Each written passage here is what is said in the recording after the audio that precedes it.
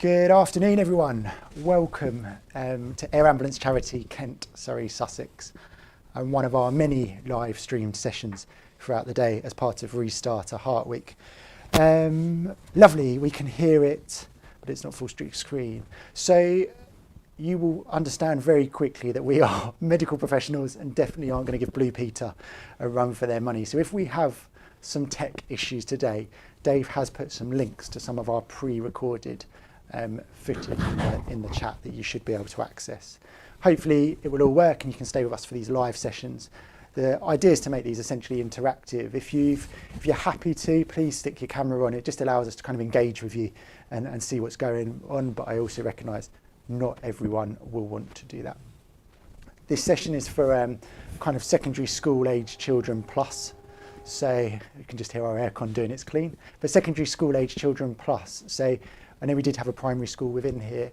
There's nothing truly controversial in the messaging, but it's probably not the most appropriate session for primary school children, but you can access our pre-recorded information for the primary stuff as well. So we'll get cracking. It looks like everyone's kind of joined. We've got a couple of people across multiple platforms here, which is awesome to see. So my name's Ben. I'm one of the paramedics here at Air Ambulance Charity Kent, Surrey, Sussex, and I'm joined by... I'm Stuart. Hi everybody, and I'm also one of the paramedics with the charity. So essentially today is National Restart a Heart Day, and the 16th of October, and this special day is essentially designed to increase rates of bystander CPR and defibrillation before the ambulance arrives for people who have a cardiac arrest. Our goal today is to teach as many people as possible. We think we're going to reach over 25,000 people, and ultimately you just joining this session, you're joining our army of lifesavers. And it may sound a bit cliche, but genuinely I think we will probably get in front of someone today who may go on to use these skills and may save someone's life. My challenge to all of you is to share this session. So please share it with someone on WhatsApp, share it on your email, share it with a colleague, friend, family, whoever, because just by sharing what we're doing now, you may go on to save someone's life, which is absolutely awesome. We've got these live sessions now, but there's pre-recorded sessions later throughout the day. And we've got some what we call sort of parent and children or adult and children sessions in the evening. So the idea is that the whole family get involved. The first one of those is at 5 o'clock tonight for sort of primary school children, and we'll have our teddy bears out and practicing with teddy bears. And then immediately after that is our session for sort of slightly older children or older families, not older families. Anyone who doesn't want to do resus on a teddy bear is the best way to look at it, isn't it? So essentially today we're going to train each and every single one of you how to save a life. We've kind of put a little bit of a trigger warning on this. We do, all the messaging is very soft, it should be safe, we don't have anything gruesome or any, on the screen, do we, Stu? No. But we recognise that people might have had experience with this in the past, and it may sort of reignite some memories, but hopefully this should all be safe. And the goal of today is to build your confidence, ultimately, and hopefully show you why that's so important. So, Stu, should we talk through what we're going to show them over the next 20 minutes or so? So we are going to show you first how to check for dangers and talk about how to check for responsiveness. We are going to give you some detail how to, I'm sure you all know how to dial 999, but what you're likely to expect when you make that call. Then you're going to meet one of our dispatchers who will talk through that process, and you're also going to meet one of our pilots who is going to give you a tour of our aircraft, our helicopter, internally and externally, talk about our aircraft. And then the other bit is that I guess we're going to get a little bit practical, aren't we, towards the end. Hopefully you don't all have to have a mannequin like we've got. We can use a cushion, a pillow, cuddly toys, as you've seen, are scattered around. We've been using with the younger children today. Absolutely anything. And we're going to get you to practice your CPR, and we're going to talk you through how to use a defibrillator. And then the final element is that we're going to catch up with our medical director, one of our senior doctors, to understand how the actions of people like you before help arrives, including our helicopter, how those actions can help us save even more lives and deliver advanced intervention.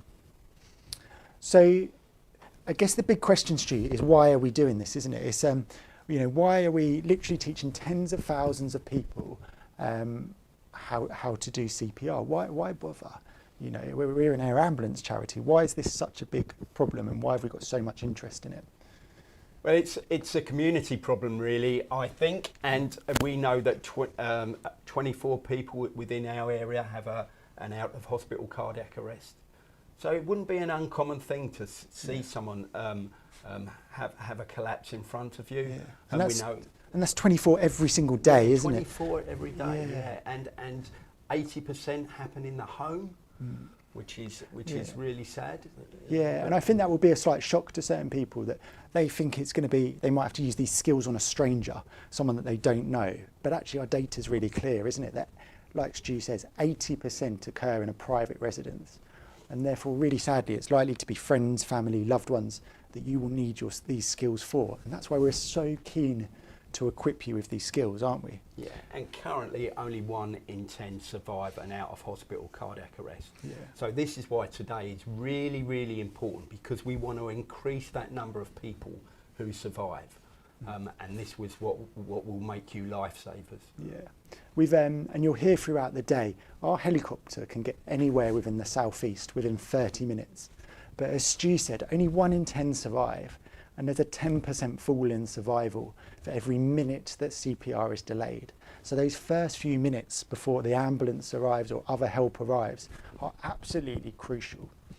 We know from the data it's really clear, CPR and defibrillation before the ambulance arrives more than doubles people's chances of survival. And actually defibrillation within 3 to 5 minutes of having a cardiac arrest has a 50 to 80% survival rate. So that's significantly better than that 10% or that 1 in 10 that Stu talked about a minute ago. And what we're going to do, we're going to pass you over to one of our former patients, a gentleman called Paul. And he demonstrates really, really well how the actions of people like you before we arrive can really influence the outcome. I'm going to hand you over to Paul. Hi, my name's Paul Maycock. My wife had gone up to her mother's, and I decided that as it was a nice afternoon, I'd put my gear on and go out for a bike ride. I was on my way back when I had my cardiac arrest, came off the bike, hit my head on the road. I had a helmet on naturally, which obviously helped to save my life. I was fortunate enough to have people following me who recognised exactly what had happened and started to perform CPR on me. So when the call came in, the initial information that we were given was this was a cyclist who had been found unconscious. Once we got to scene, we understood that Paul had a heartbeat back after being shocked with a defibrillator a number of times. Sammy, the doctor I was working with at the time, did what we call a primary survey, which is like a rapid assessment of the patient's status and what their injuries are. We felt that it was probably a medical cause that caused Paul to collapse, and we felt that he needed to go to a cardiac centre, which would be either London or Ashford. We agreed that we were going to do a pre-hospital anaesthetic, which is basically to place a breathing tube into the patient's windpipe and then to breathe for them, correcting their sort of blood gases and the oxygen in their blood, and to control their blood pressure. We took Paul up the road to the helicopter, and then we flew him to London, which was the closest appropriate centre. I had a partially blocked artery which caused the cardiac arrest. That was subsequently stented. When they did a scan on my heart, there was no scarring at all. Didn't need an ICD. 2 weeks later, I was discharged. Paul is a clear example of all elements of the chain of survival in action. His recovery is testament to the bystander that stopped and performed CPR before the ambulance arrived, and then the great care that the ambulance service were able to deliver alongside the critical care paramedic. There's 4 steps to the chain of survival: early recognition, early CPR, early defibrillation, and post-resuscitation care. The first 3 of those 4 steps can be provided by you yourself, and therefore over the next 20 minutes, you're going to join us in learning how to provide these steps and this care.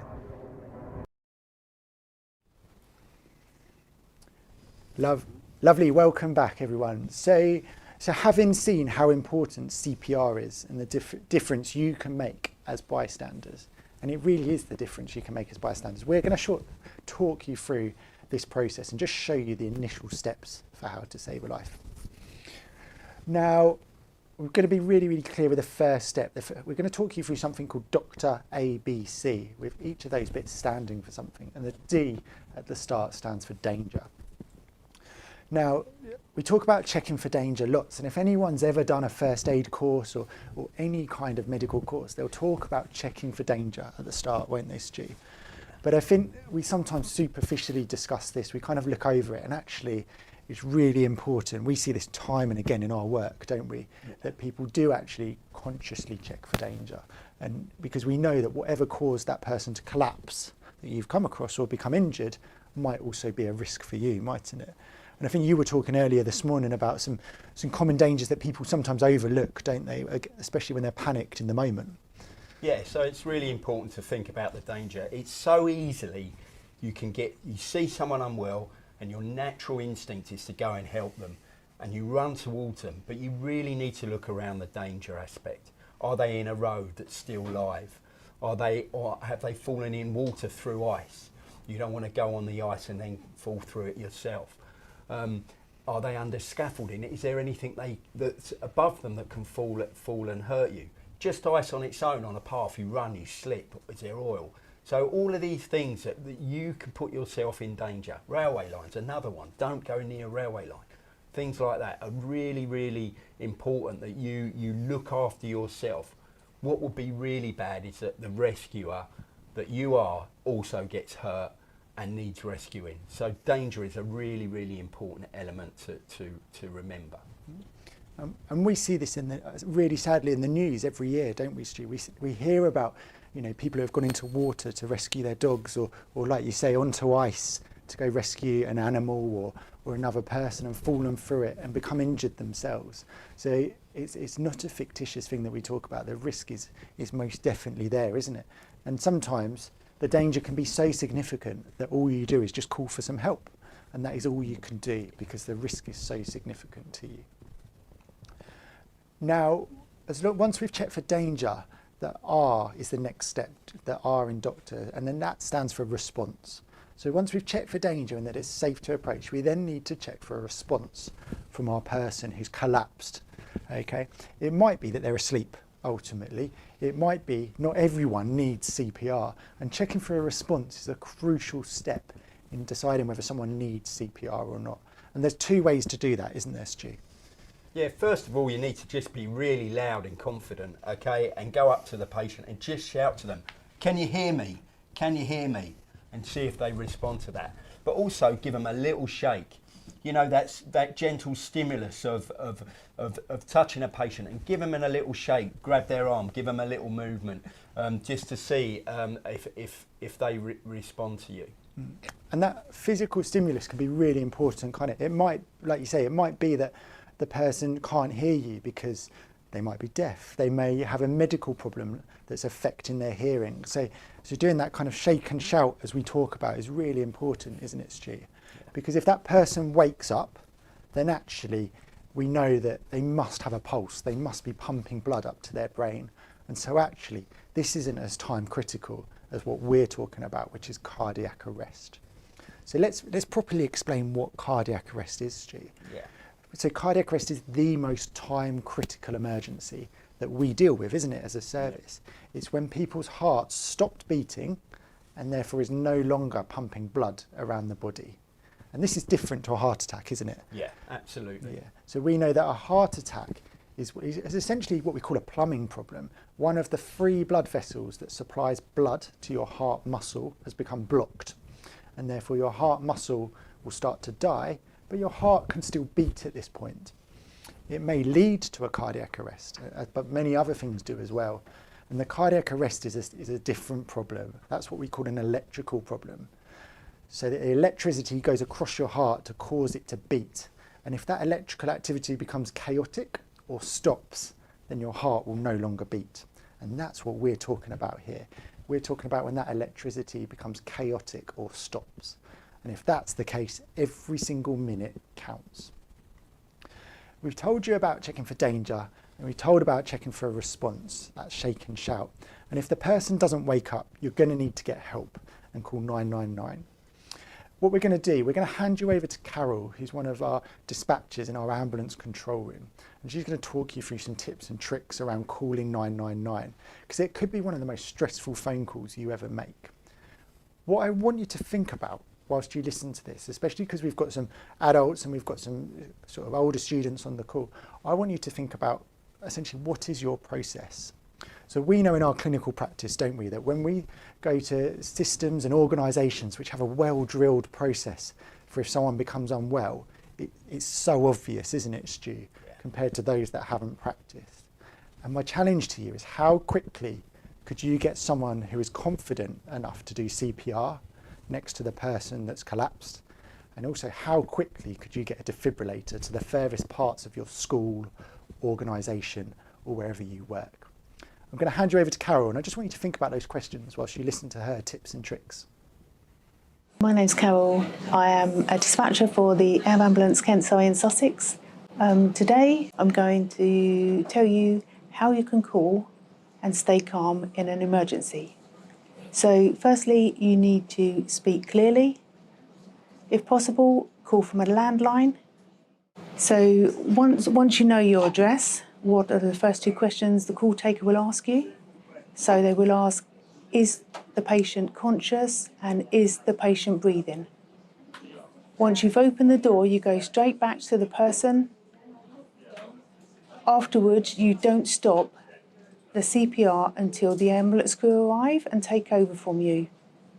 So also you need to think of the risks. Is there a second person available?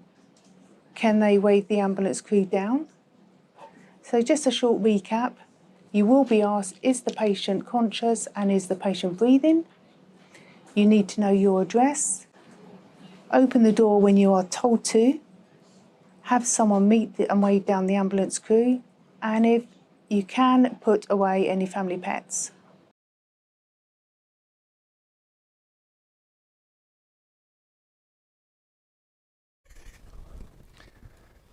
Lovely, welcome back to us. You may have just caught us stretching our legs slightly on the end of that, just trying to get the old knees saved. So Carol gave us a couple of tips, didn't they, Stu? And I think she makes some really valid points. What's your, I guess, biggest bit of advice to someone? We work in the ambulance control room as part of our role, don't we? What's your big tips for people when calling 999? So for me, the whole process is about the 3 C's. You remain calm, you remain confident, and you remain careful. Calmness, if you keep nice and calm, that then gives you the confidence to do chest compressions, to do CPR, and be confident in doing CPR. You know, you're not going to harm anybody, and we can talk about that later, but yeah, be confident to do it. And if you be confident, it drags everybody else in.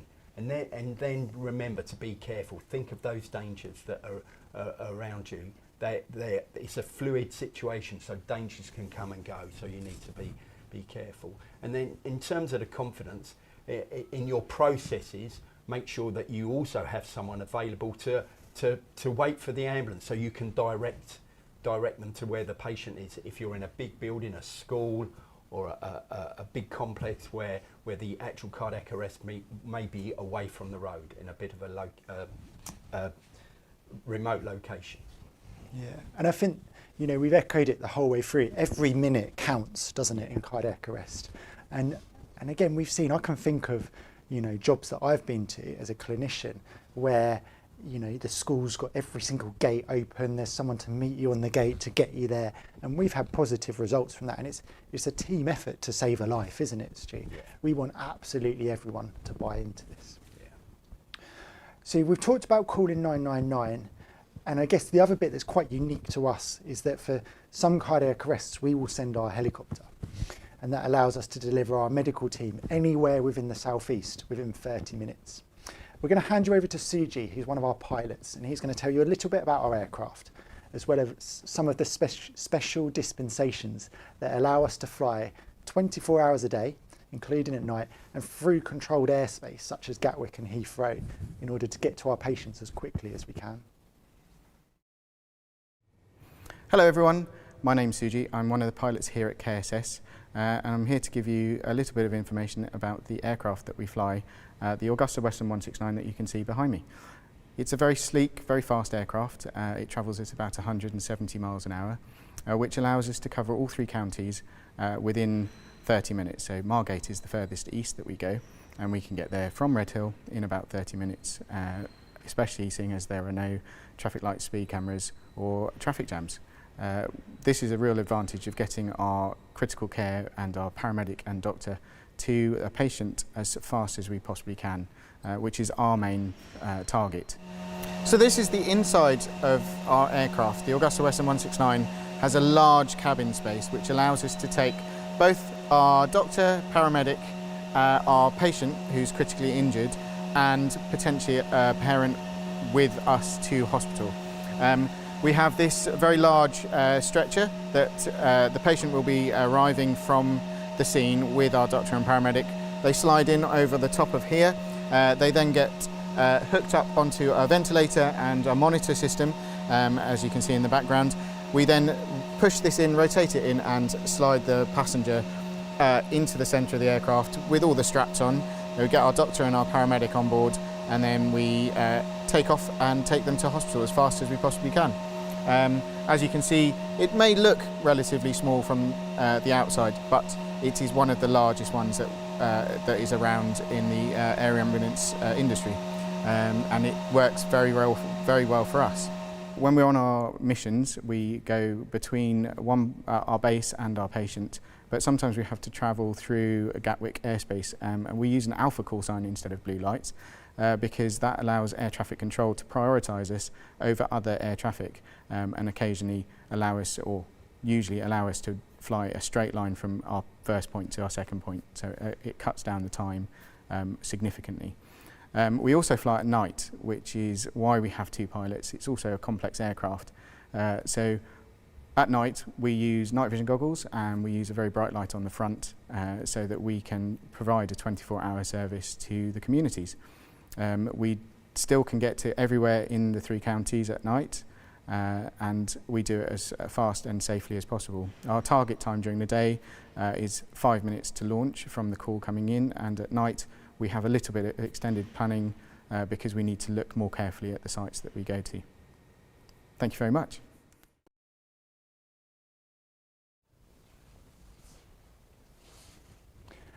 Lovely, thank you, welcome back. So we're just going to recap what we've learned so far, just so that it all makes sense as it comes together, because this will now start to come together quite quickly, won't it, Stu? So we talked about step number 1, we talked about checking for danger, and essentially checking it's safe for us to approach, didn't we? Yeah. We talked about checking for a response, and there was 2 components to that, Stu, wasn't there? Yeah, there was. Shake and shout. Yeah. And, yeah. And that's it, isn't it? Give them a shake and shout. Simple as that. We spoke to Carol, one of our dispatchers, who gave us some tips around calling 999. And then we've just spoke to Suji, one of our pilots, who kind of showed you through the helicopter and how our teams allow us to get how our pilots essentially allow us to get medical teams to patients as fast as possible. But the key thing with all this is that we need your help. Ultimately, we know that if someone's heart isn't beating properly, we need you to help the person before we arrive. We know that survival falls by 10% for every minute that CPR is delayed. And remember what we said at the start, CPR and defibrillation before the ambulance arrives more than doubles people's chance of survival. So Stu, can you remember the 2 questions Carol told us about that the call handler will ask when you call 999? Yeah, the first one is the person awake? Yeah. And the second, are they breathing? Yeah, exactly. And we've already shown people how to tell if someone's awake. We've done that shake and shout, remember? But they say, how do we tell if someone's breathing? Well, I mean, if they're breathing or not, I guess that's easy, isn't it? But what we want to know about is if their breathing's normal, okay? So what we want you to do, if you've got, your cushion and stuff in front of you, this is where we're going to start to use it in a minute. But what we need you to do, you'd have to do a head tilt chin lift. So essentially open someone's airway, and this will allow them, by their airway being open, will give them the best chance of breathing, okay? And we're going to check if they're breathing. If they're not breathing, clearly that's abnormal. If there's long pauses between the breaths, that's abnormal. That's not good. If someone's snoring when they're breathing, that's a sign of an obstructed airway. It's abnormal. Yeah, it's definitely not good. And we've talked about something called agonal breathing today as well, haven't we, Stu? Yeah. And people can go onto the internet and look at this if they wanted to see some sort of videos of this. This is well documented. But agonal breathing's looking a bit like a fish out of water, isn't it? And we know from our experience and from the data that actually it can look like someone's breathing in the first few minutes after going into cardiac arrest, can't it? And I'm sure you've seen it in your clinical practice. Yeah. I've certainly seen it in mine. So the key messaging is that if their breathing is not normal, you're going to start CPR. And normal is 2 breaths every 10 seconds. So if they're not breathing 2 times every 10 seconds, you're going to start CPR. Now we recognise there's a risk here that you may start CPR on someone with a pulse, but that's a recognised risk, and that happens day in, day out in the ambulance control rooms, because we know that the risk of not starting CPR is so significant if that person doesn't have a pulse. So if when you start CPR the person wakes up, then you've done really well. That's absolutely fine. What we don't want is for you to not do CPR just because you think they might be breathing. Remember what we said, normal breathing is only 2 times every 10 seconds. Everything else, when someone's unconscious and not responding to you, is abnormal. So we're going to talk you through some CPR now. We're going to show you exactly what to do, okay? Now if you've got a pillow, a cushion, a jumper or anything in front of you, we want you to put that on the floor now, okay? Because I want you to practice, I want you to try and build up that muscle memory, okay? What you're going to do, you're going to kneel down next to your cushion, pillow, jumper, whatever else you've got. You're going to put both hands on top of each other, as so, arms nice and straight, and you're going to use the heel of your hand, okay? And you're going to press in the centre of that person's chest, okay? I want you to, if you have a mannequin, you can draw an imaginary line from armpit to armpit, okay? And using the heel of your hand, you're going to push in the centre of the chest, and you're going to do this 2 times a second, exactly as we're doing. If you've got, I'm going to let Stu carry on, but if you've got a cushion, a pillow, a jumper, anything in front of you, anything that you can see to press on, please just have a go at this position and just get some muscle memory around how to do that, okay? Now what you'll see is that Stu's doing a couple of things. If you push too fast, what happens is that the heart doesn't have time to fill, and therefore you can't move blood around. Likewise, if he pushes too slow, then we're not generating enough cardiac output. We won't get enough blood out of the heart to perfuse the brain. So we need him to push 2 times a second. Hand position's also really important. So you can see here, Stu's a bit low, and therefore he won't be compressing the heart. We need to draw that imaginary line from armpit to armpit, and that's where we're going to press. You'll notice we've not taught you to do any mouth to mouth. We don't advise mouth to mouth within the guidelines at all now. And we know that asking people to do mouth to mouth just means that they're less likely to do any CPR at all. The last thing for me to talk about is the 3 occasions in which you might stop, okay? And if you're doing this now, you'll realise that this gets tiring very quickly. There's only 3 occasions when you stop. When the person wakes up, when the emergency services are in the room with you and ready to take over, or when you're physically too tired to carry on. And hopefully that will be quite rare. Awesome work. Would you like a break? It's been a long day of it, hasn't it? So we've given that a go. I'm just going to recap that one more time from start to finish.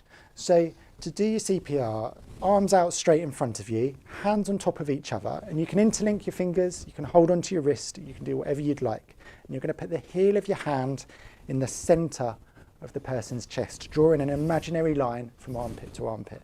You're going to get your body weight over the top. With straight arms, you're going to push down 2 times every 10 seconds. It's as simple as that. And that can, as we've demonstrated throughout this, be life-saving on its own, can't it, Stu?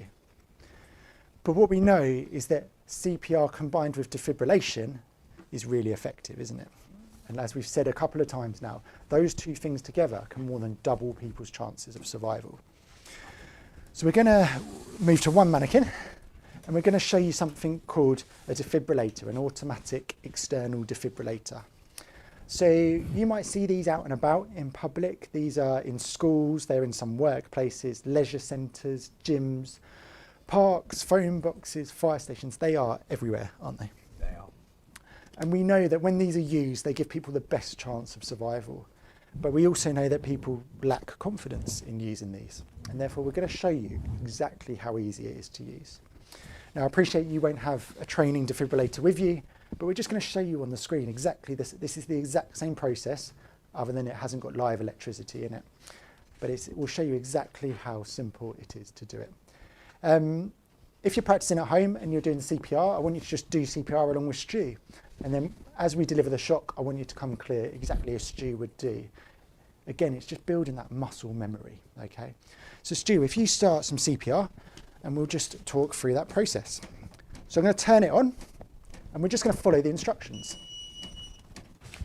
Call emergency medical services now. Okay, so hopefully we've already called 999.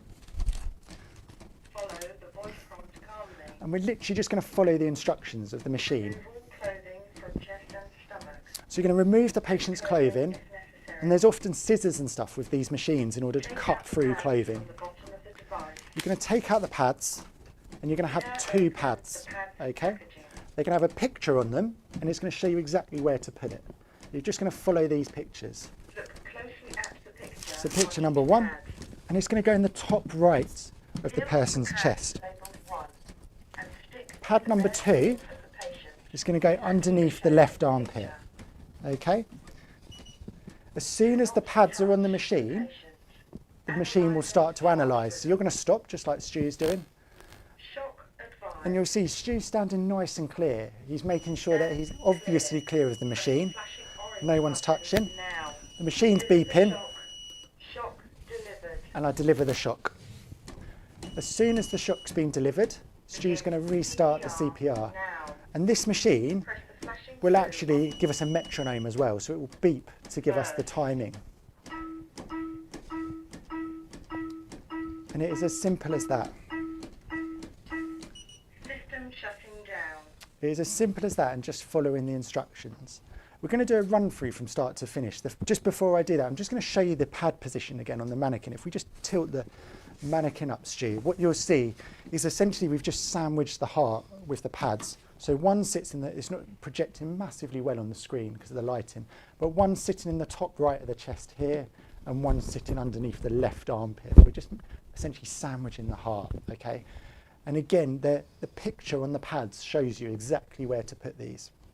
What we're going to do, we're going to take the pads off the mannequin, and we're just going to do a run through from start to finish, just putting all of the elements that we've taught you over kind of the last 25 minutes or so together at Dr. ABC.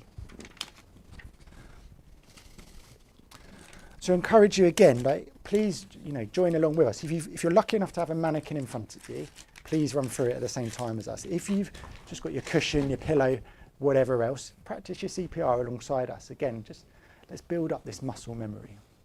Ready? Okay. Lovely. So the first thing we talked about was checking for danger. Yeah, make sure you're safe. Don't forget, make sure you're safe and stay calm, but make sure you're safe. So we've checked for danger. The next thing we're going to do is check for response. Hello, can you hear me? Little gentle shake and a big shout. Can you hear me? So we've done our shake and shout, not responding, so we're going to call 999, okay? They're then going to ask us again, is the patient awake? Which we already know they're not. And they're going to say, is the patient breathing normally? Remember, we open the airway and we're going to check for their breathing. We want them to take 2 breaths in the space of 10 seconds. If they're not breathing, noisy breathing, snoring, long pauses, anything like that is abnormal. This person's not breathing. So we're going to start CPR straight away. Stu's going to do that. Hands interlinked, arms straight, heel of his hand in the centre of the chest, pushing 2 times a second. Luckily, we've also got a defibrillator available. So we're going to turn this on, and we're going to try and deliver a shock. Call emergency medical services now. Adult mode. So we're going to follow the instructions, and we're going to put the pads where the pictures suggest. Picture number 1, top right of the chest.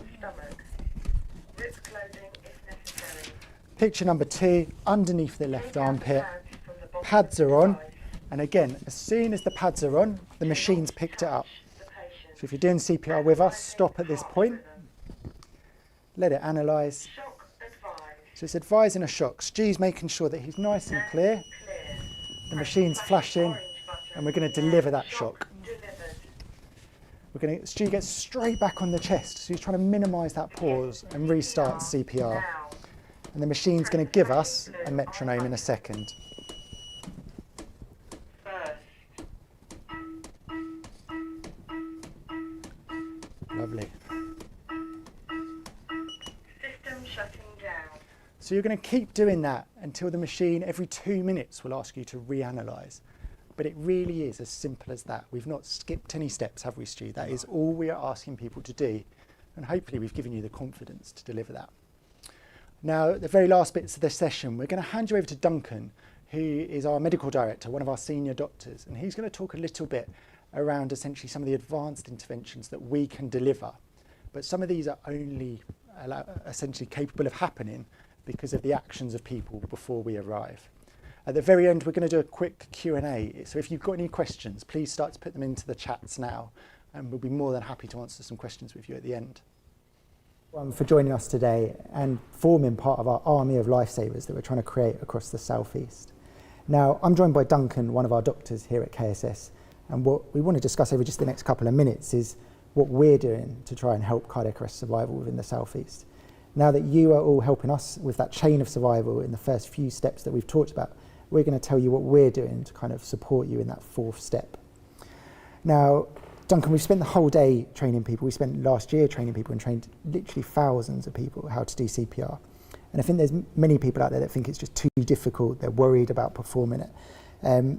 What can you say about, the importance of it and what it means to us as a charity?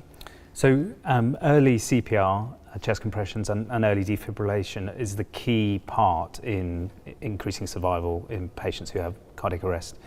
And we can't stress that enough.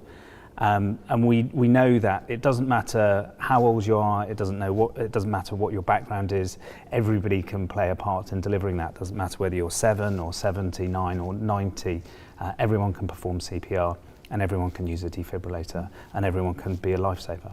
Yeah. And in terms of what we're doing, we've talked, the team have learned about the chain of survival today and that fourth step, the post-resuscitation care, and also the advanced therapies that we can deliver. We're looking at pre-hospital ECMO, aren't we? Or certainly in the early phases of exploring that. Could you just, simply explain what that means and why it's still really important that everyone does those first steps that we've talked about today?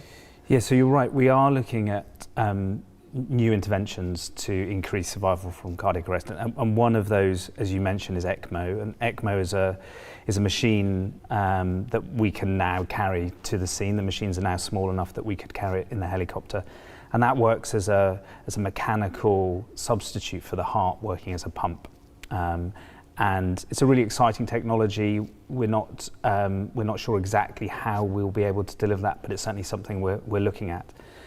But the key part to ECMO and all of the innovations in terms of how we manage and how we improve survival from cardiac arrest, all of them are dependent on the patients receiving early, good quality CPR. And that's the part that the public can play a really important role in, because without that early CPR, the interventions that we might be able to bring to the patients are going to be far, far less effective. Completely agree. And I think the other thing to talk about is, the team would have learned about the chain of survival. And we talked about that third step, the early use of a defibrillator. But what we know is that sometimes there's not one immediately available. And so we've started to look at something around drones, haven't we, around that? Can you just explain a bit more about what that might look like? So as I say, we know that early defibrillation is really important in improving survival, and access to a defibrillator is a really important part in that. There are public access defibrillators, but not everyone will have one close to where their loved one or a member of the public has their cardiac arrest. So we're looking at ways that we might be able to deliver a defibrillator to scene even more quickly than we can through the helicopter. And drones is one way of doing that. There's some complexity around the use of drones, but we're working with the Civil Aviation Authority to see what we can do around that really important part of getting the defibrillator early to the patient. And I guess kind of the last step for me is talk about what we deliver at the moment, isn't it? And again, that fourth step on the chain of survival, the post-resuscitation care. We already provide advanced post-resuscitation care as a critical care service. We've talked about what's the future, but what do we provide at the moment? What does that mean for patients out there? Yeah, so the air ambulance team bring a number of different skills to the patient, particularly around the cardiac arrest patients. We have equipment with us and skills with us to be able to monitor blood pressure at every beat of the heart. And that helps us really give the heart the best chance of recovery. And we can also deliver an emergency general anaesthetic on the scene, which is an intervention that is usually done only in hospital. And again, that allows us to control the patient's breathing, how much oxygen they're getting, and it makes sure that they're as comfortable as they can be after a cardiac arrest. So those are really important interventions, and they can improve outcome themselves. But I would just really stress that the most important bit is the early CPR, the early defibrillation, and without those two things, which the public can really help us with, our interventions are much less successful. Agreed. I think, our take when we're writing this programme is that this is a team effort, isn't it? This isn't, the community doing their work or us doing our bits. It's a team effort and everyone working together to save a life. Yeah, absolutely. So I guess the final thing to say is thank you for joining us today.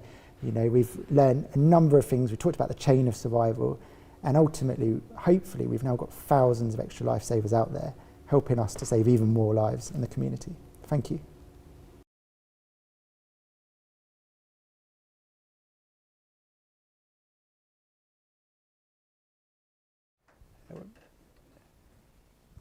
Lovely. Welcome back, everybody. So final little bit with us. Hopefully that's been useful to kind of just show you that whole journey of cardiac arrest care that we have going on here at the charity. We, from people like yourselves helping us as lifesavers through to then allowing us to deliver some really advanced intervention that can hopefully save even more lives. So we've had a couple of questions come in through the chat across the multiple platforms that we're on. We'll go through some of them, I think, and then we can sweep up some of the common questions of the day as well. I think, we alluded to it at the start, but I think the big thing is the parent and child sessions or adult and child sessions towards the end of the day that we'd love people to join. So, having sat through our session now, we'd love you to go home and this evening or in a couple of days, access these sessions again and teach the rest of your family. It's really key that we share this messaging, and that's why ultimately we're surrounded by cuddly toys here, the giraffe over my shoulder, and everyone else. This is because we're teaching lots of primary school children today, and hopefully going to continue that into the evening tonight. So the first question we've got in the chat is around what does CPR stand for? So it stands for cardiopulmonary resuscitation. So essentially resuscitation of using the heart and lungs. And as we talked about at the start, it's around the idea of trying to move blood around the body by compressing the chest and compressing the heart.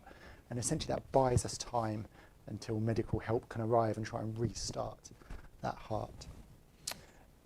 Question number 2 in there is, are there situations other than cardiac arrest where you would do CPR? So we were having, it's a really good question, isn't it, Stu? And we were having a bit of a chat in the break about this. Ultimately, the only time that you do CPR is when someone's in cardiac arrest, isn't it? There's,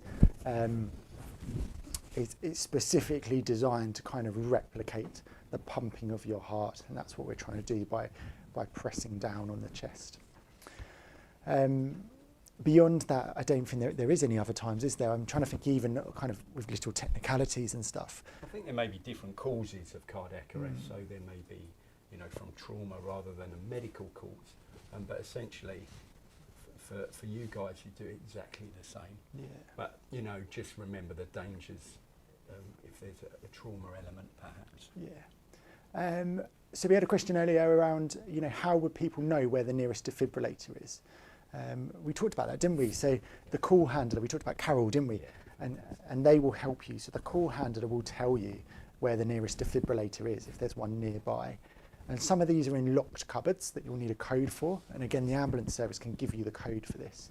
And some of them, like the ones on our building, are in an open cupboard, so you don't need a code to access it. If you're a business and you've got a defibrillator, please register it with the circuit. You can look that up on Google, and that's the national database of defibrillators, and that allows the ambulance service to know that your defibrillator exists. And potentially, if someone collapsed just up the road from your work or school, we might be able to direct someone to that and use it to save a life. Definitely worth finding out where your local one is, so you're already aware of your surroundings, and in that time of stress, you go, I know where that is, and you can already set off for it. Other question on there, so can I hurt anybody by doing CPR? Will I cause harm? Stu, you're probably well placed to answer this. So yes, you can do some harm. When you push really hard, you can break the ribs essentially. But the benefit of doing chest compressions outweighs the risk of breaking ribs and doing that harm. You know, you don't want to be frightened to do that. It happens a lot. You know, certainly myself and Ben would have done chest compressions and felt ribs break. But it's an accepted risk when we do chest compressions. So don't try to worry about it too much. Yeah. So we're going to wrap things up there. I can't see any more questions coming in, but we'll hang about on the chat just in case anything else creeps in at the end. I guess the final thing to say is just thank you for joining us today. We're hopefully training tens of thousands of people in these life-saving skills, and we're really not overemphasising, are we, when we say these skills could save someone's life. So yeah, from all of us at Air Ambulance Charity Kent Surrey Sussex, thank you for joining us today. Yeah, thank you. We're constantly reminded of how important that is, aren't we? Yeah, and please share this information going forward. Thank you. Thank you.